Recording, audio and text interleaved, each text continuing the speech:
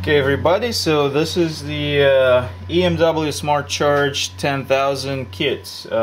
This is all the content that you will get in the package. Includes from left to right some power components here and some control components here. PCBs, screen, buttons, all you can see. So this is the main switch, 200 amp, 600 volts. This is a output diode. This is output capacitors. These are the connectors for AC and DC out. That's a heatsink used for mounting all the components that will heat up. This is the input current limiter resistor. Your input circuit breaker, 50 amps, 240 volts. This is the main inductor. And this is just some wiring to connect the power stage to the control stage and connect the screen. So the PCBs, there's going to be actually going to be three PCBs, but the third one is optional. They will all come in one big PCB that you will need to cut out. It's already cut here. This one is the main control PCB. It houses most of the components that you see here. And controls the charger. The screen display, LCD display, connects to this PCB along with these two buttons that are used to control the whole thing. What else? This is the heart of the control PCB or control unit. This is a Arduino Mini, Pro Mini, 5 volts based on Atmel chip. Microprocessor, has about 30 kilobyte program memory and 1 kilobyte flash, 16 megahertz processor. Pretty powerful for this type of task. These are current sensors, two 40 milliamp current sensors used to measure voltage, input and output. This is the output current sensor, 100 amp. And a couple of other things of note. These two are the resistors. One of them is a 10 kilo ohm sensing resistor for the voltage sensing, and 10 ohm resistor for the power stage. Actually, it will go on this small PCB, which is a driver PCB for the IGBT. Okay, so let's get started on assembly. Okay, so the first thing to do is to start layout of the power circuit. So this is the power circuit schematics. This is the same one that you can see on the site or in the printout that's enclosed in your kit. These are all the off PCB components that you will need to lay out. They're generally large. They will be mounted inside of the box or on a heatsink, and that's what we would start with when assembling the kit. There is one connection missing here. There will be a wire going in this way that will be switched to the bridge depending on whether you have 220 input or 110. So this is how we are laying these out in our assembled chargers. This is the dual bridge for the input AC power, followed by the film capacitor, the high frequency film capacitor. Then the transistor, the power transistor, and the output diode, which is actually, in this case, this is a thyristor.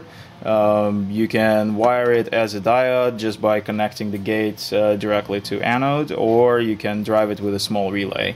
It's not included in the kit, but you can use any small relay and drive it with one of the pins from Arduino. So this is a layout. A couple of things outside of this layout. These are input capacitors that will be mounted in a box in this configuration, like this. The box will go this way, and the capacitors will be mounted like that. Then there are a couple of output capacitors that will be mounted on the side of the box. Electrolytic capacitors don't like heat, so we don't mount them directly on the heatsink. And the inductor will be mounted off the heatsink as well. It will have to be in a direct airflow since the wire heats pretty strongly. But you know, the wire is rated for 200 C, the core is rated for 150 C. So this is pretty insensitive to heat, but you still need to cool it. Okay, so we'll start wiring it up, and then we'll show you a partially wired board so that you can repeat it yourself. Okay, so this is the first thing you want to do. You're going to drill holes for mounting these components. Basically what you want to do is you want to drill and to position the components in such a way that your holes go all the way through the heatsink between the fins. Right? Otherwise it's very hard to cut the thread after. Then the easiest thing to do is just to use the tap to cut the thread. We do the 1032 thread, reasonably large bolt, but still fits in all these holes. Cut. So now we have our threads cut. We are going to mount the components. We sanded the heatsink a bit to remove any non-flat areas because of the drilling and thread cutting. We're going to use this silicon heat transfer compound that you can get in any electronics store on each of the surfaces. So this is how all the components mounted look on the heatsink. We've also added these capacitors. This is input film capacitor. This is output capacitors that you put before the diode. They are mounted to the heatsink with Velcro, which provides some thermal isolation from the heatsink. Since we're going to have a big fan blowing air from this side, capacitors will be relatively cool. Now the bridges, the input bridges, are mounted node configuration. What we're trying to do is mount them in such a way so that their plus terminals, these two, are close together, because we are using these bridges in parallel to get full 10-12 kilowatt rating out of the charger.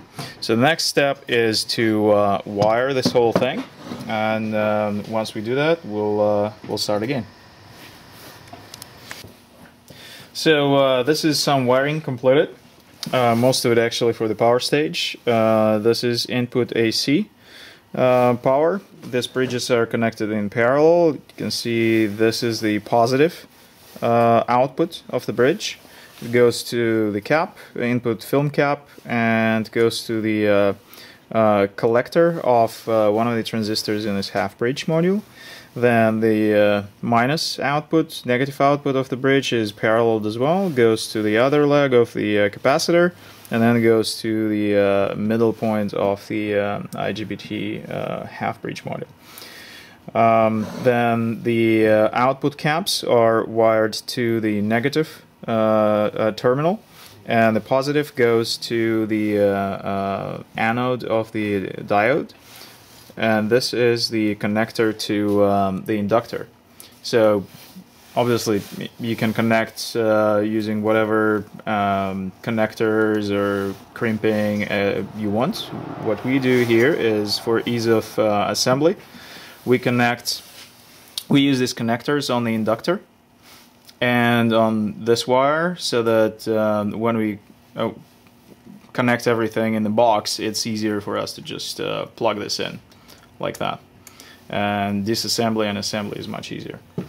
A couple other things that we're going to add to this right now are these wires. We are going to wire this connection to the capacitors. These capacitors will be connected in series for the voltage doubler. This wire goes across these terminals. Then there will be a connection here, and the other end goes to the IGBT. And this negative output wire connects there as well. This goes to the output connector for the whole charger. So here we have connected a couple more things. The capacitors, as mentioned before. The mid point of the capacitor. This is plus going to positive, going to negative, positive going to the positive here, and negative going to negative here.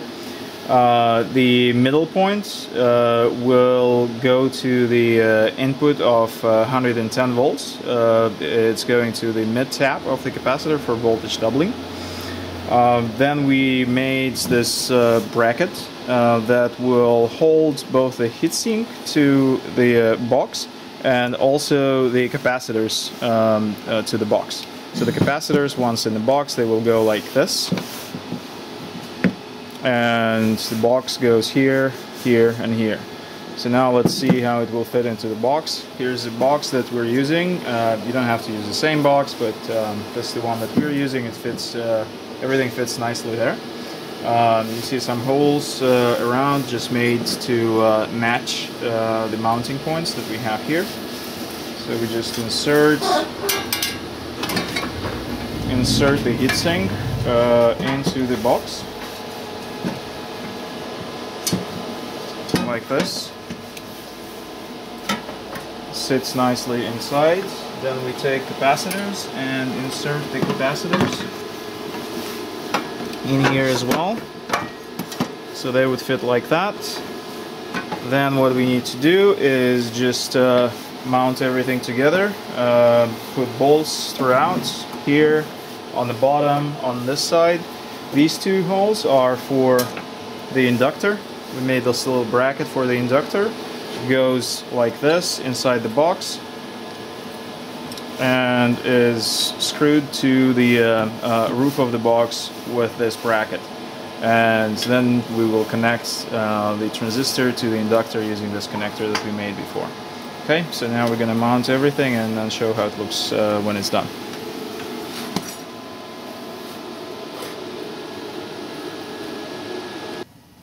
So, a couple hours passed and a few new things on the charger assembly. First thing I want to talk about is this driver board. As you can see, the parts are on both sides of it, so that we can mount it cleanly to the transistor here.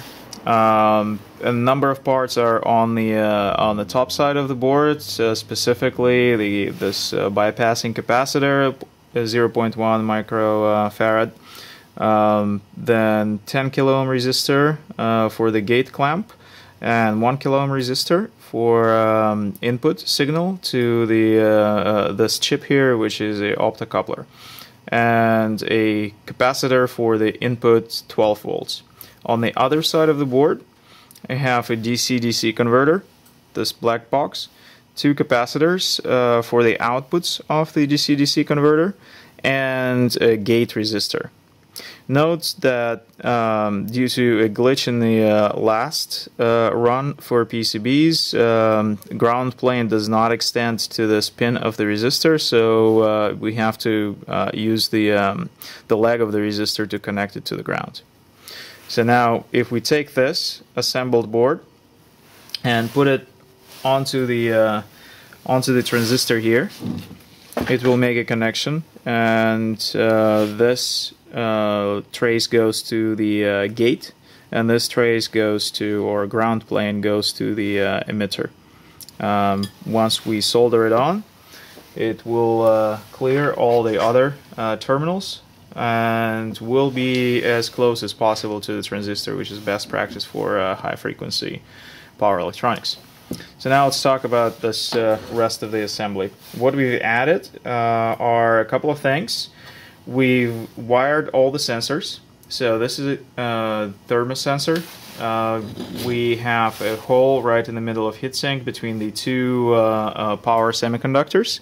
So most of the dissipation will happen in the bridge, in the transistor, and in the output diode. So somewhere between these three devices you need to put a hole and put a thermistor there.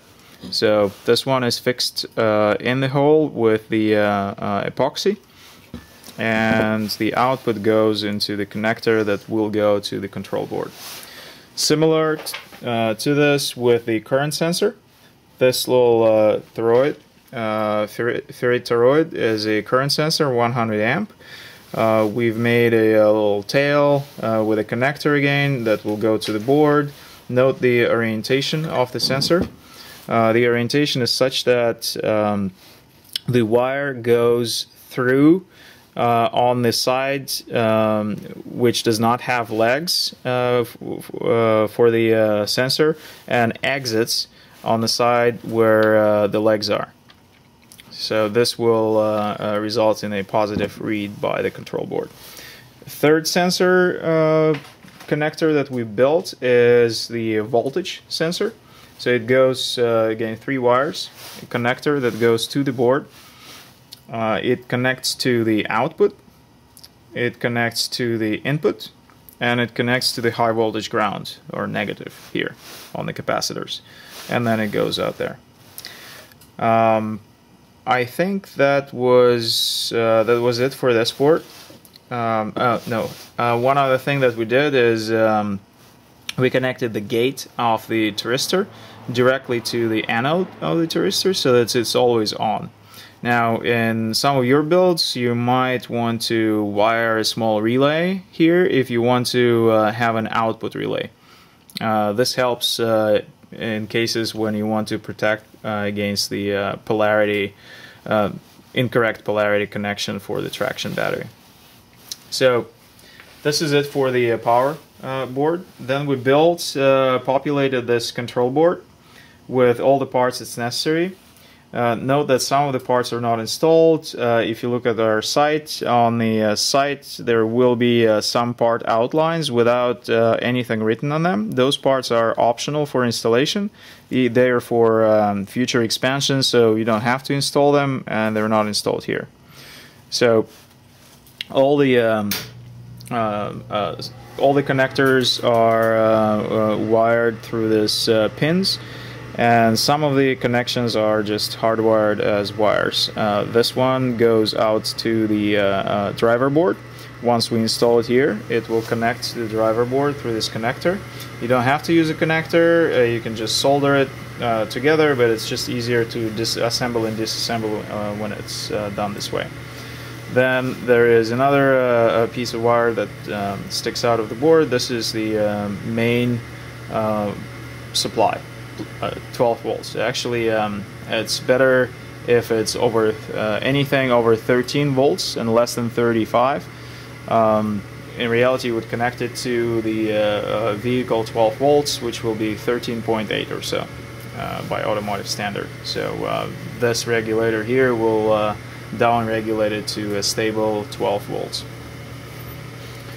I think nothing special about populating this board, really. Everything is pretty standard. There's nothing that you really need to be aware of. The only thing is for the high voltage connection, on the back of the board we bridge this 2 central pins. On the PCB they're left separate because for some of the uses of this board, you might want to have separate grounds for these sensors.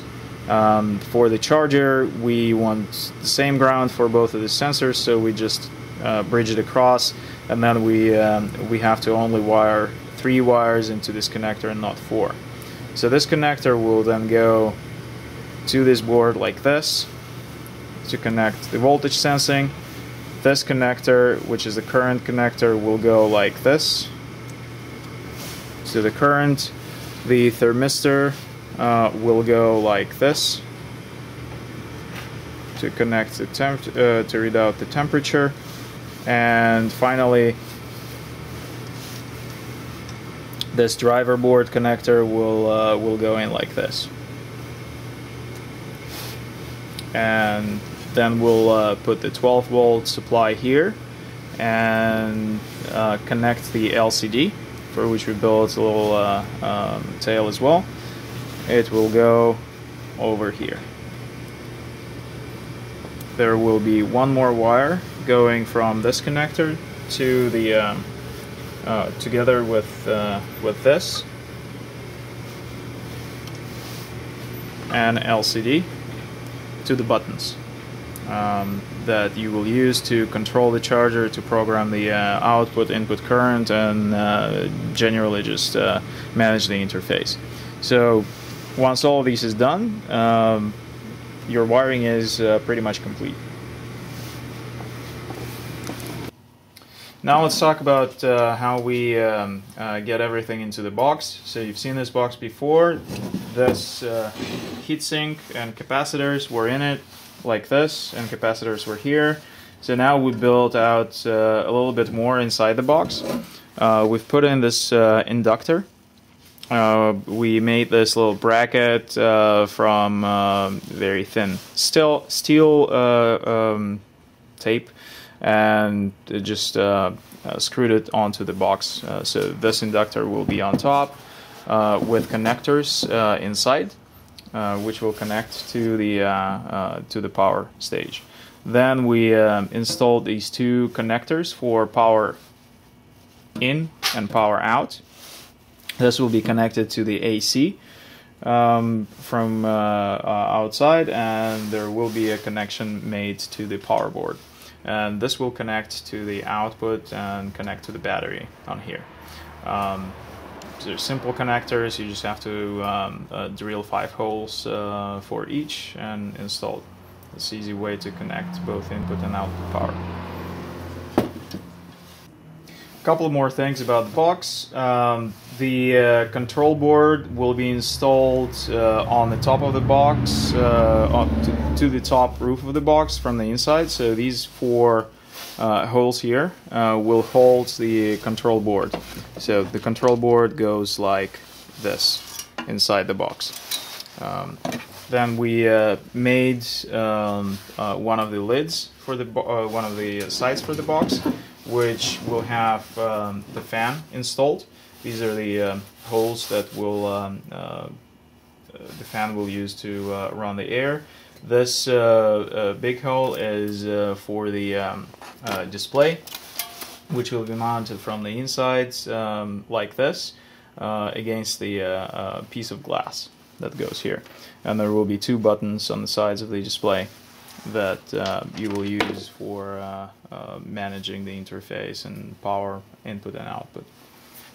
The fan is a standard size, 120 millimeter, like a computer fan, but we use more powerful fans, usually about 10 to 20 watts of power. So this is an assembled charger, fully assembled. The only things missing is the side of the box, the lid to cover this. So we've all seen all the components already, so we're just going to go through them one more time, explaining what's where. So these are the input caps. This is the AC power connecting in. This is a DC power coming out. These are the bridges, rectifying bridges. This is the film cap. Behind it there are electrolytic caps, the output caps. This is a transistor, this is a driver board, soldered directly to the terminals. These 2 terminals are shorted so that the second part of the IGBT module acts as a diode. And this is an output diode, and this is a sensor. This is a main inductor, and the control board is fitted right to the roof of the box here. And you can see all the connections that we already described in the previous videos. One more thing is this couple of wires going from a 10 kilo ohm current sensing resistor. Or actually it's voltage sensing, but since the actual sensor that processes the information is a current sensor on the control board, we need to convert voltage into current. So that's what this resistor does. It may heat up quite a bit, so we mount it to the side of the heatsink to one of the fins. So that's what these wires are from. So this is it. It's fully assembled. On the output, AC, DC, and this 4 wires coming out from the control board. This is the input power, 12 volts or 13.8 or 14, whatever you have in your car. And these two wires are BMS, end of charge input, and end of charge output. So the charger, when it finishes the charging, pulls down the end of charge indication. This is one of these wires. You can see what those are on schematic. And the second wire is the BMS input. If it is pulled down at any moment in time or disconnected from a positive TTL signal, the charger will stop. So you can use that to wire your BMS to the charger. So right now you see these two outputs are shorted. So this simulates the closed loop for the BMS. If you use a mini BMS system from Clean Power Auto, for example, you just connect your loop like this. So normally closed, it will just enable the charger to operate.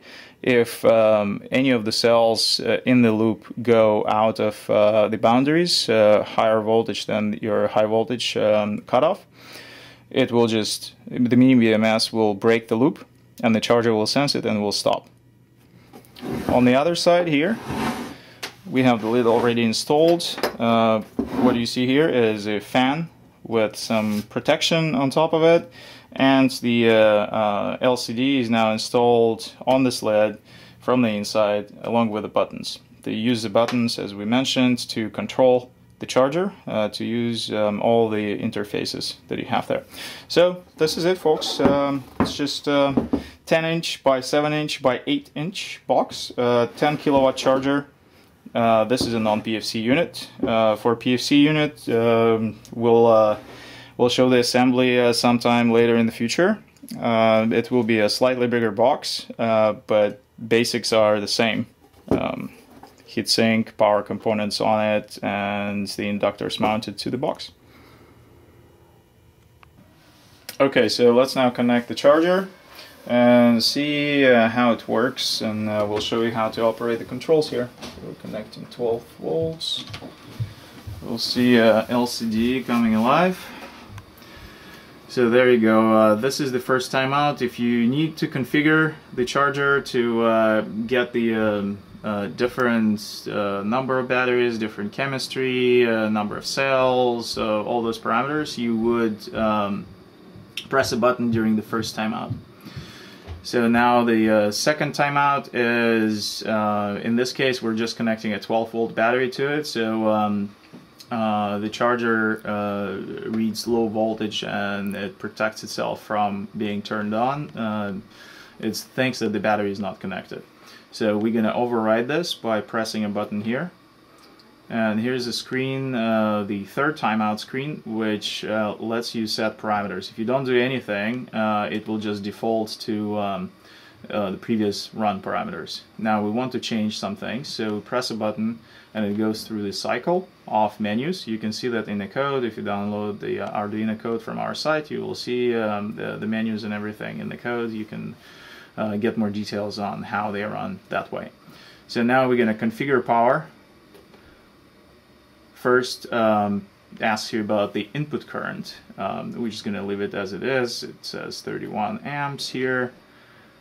We're going to leave that, but we are going to change the output current to, let's say, 51 amps. There's a 12-volt battery again connected to it, so it should be fine. All right, and let's try to run it now.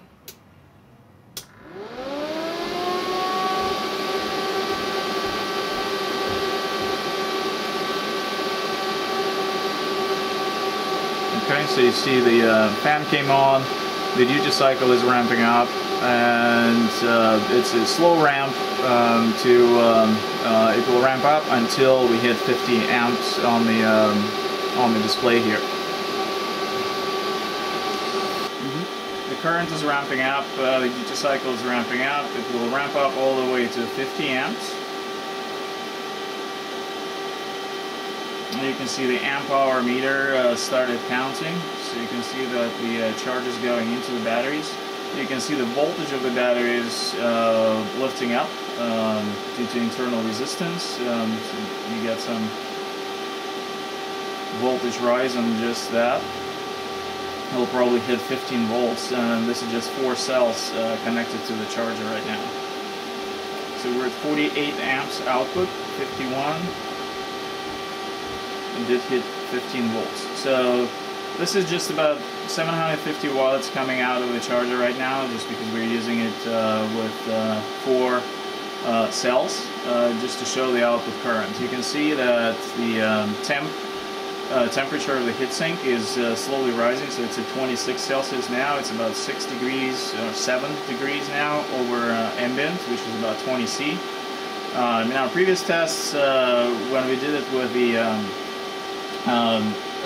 20 cell battery, getting 60 amps out, so this is about 4 kilowatts. The heatsink gets to about 38 degrees, so maybe 20 degrees over ambient. The cutoff on the heatsink is about 55 Celsius, so there's plenty of room to spare. And generally, higher current is harder on the components than higher power. So at 10 kilowatts, if you're pumping into 300 volt battery, the current is just 30 amps. It's actually generating significantly less heat than 60 amps on a 12 volt pack.